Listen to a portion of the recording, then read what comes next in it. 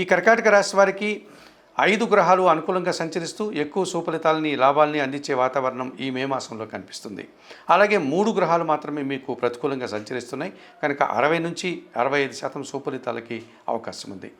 2026 మే నెలలో కర్కాటక రాశి వారికి ద్వితీయాధిపతి అయినటువంటి సూర్య భగవానుడు ఈ నెలంతా కూడా దశమ భావంలో అనగా మేషరాశిలో, లాభభావంలో అనగా వృషభ రాశిలో సంచరించడం వల్ల వృత్తి ఉద్యోగ వ్యాపారాల్లో మంచి అభివృద్ధిని సాధిస్తారు. అధికారుల అండదండలతో నూతన ఉద్యోగాలు కానీ ఉన్న ఉద్యోగంలో పదోన్నతులు కానీ అందుకుంటారు.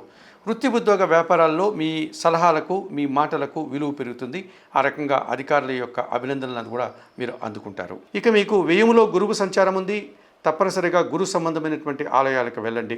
ఉదాహరణకు మనకు దక్షిణామూర్తి ఆలయం కానీ లేకపోతే హయగ్రీవ స్వామి ఆలయానికి కానీ వెళ్ళి అక్కడ ఉన్నటువంటి గురుదేవులను సందర్శించి వారికి నమస్కరించుకోండి.